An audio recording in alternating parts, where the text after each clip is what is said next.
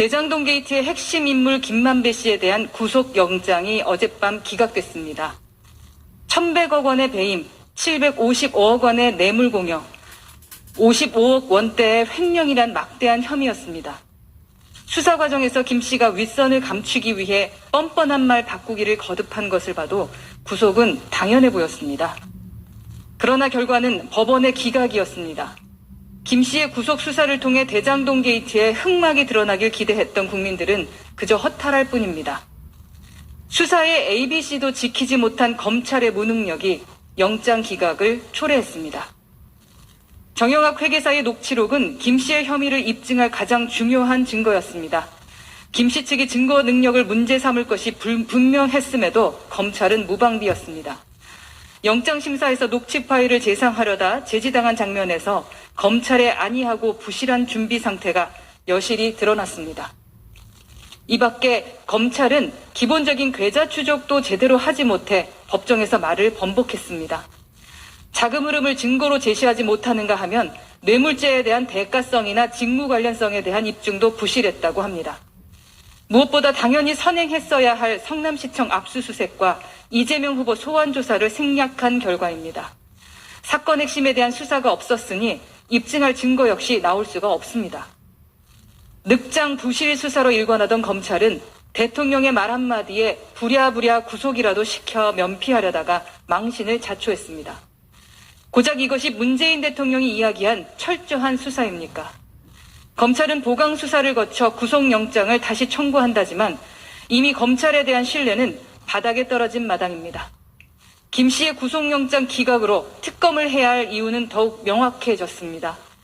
문 대통령 역시 검찰에게 철저한 수사를 기대하는 것은 어렵다는 것을 깨달으셔야 합니다. 진실 규명을 위한 길은 오직 특검뿐입니다.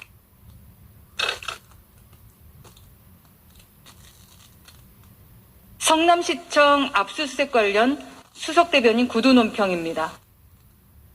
늦어도 너무 늦었습니다. 대장동 게이트가 논란이 된 지 한 달 만에 개시된 압수수색입니다. 검찰은 대통령 말 한마디에 졸속 청구한 김만배 씨 구속영장이 기각되자 압수수색에 부랴부랴 나섰습니다. 대장동 게이트를 수사하는 검찰의 컨셉은 오직 면피란 말입니까? 순서도 거꾸로입니다. 압수수색을 해서 증거를 찾은 다음에 구속영장을 청구해야 하는 것이 마땅했습니다. 말 그대로 소 잃고 외양간 고치기입니다. 개발 사업에 인허가 서류가 있는 곳은 바로 성남시청이라는 사실을 모든 국민이 아는 상황이었습니다. 검찰이 지독하게 무능하거나 아니면 고의적으로 수사를 망치고 있거나 둘 중 하나입니다. 김호수 검찰총장이 임명 직전까지 성남시 고문 변호사로 활동했다는 소식까지 전해져서 국민들이 충격에 빠졌습니다.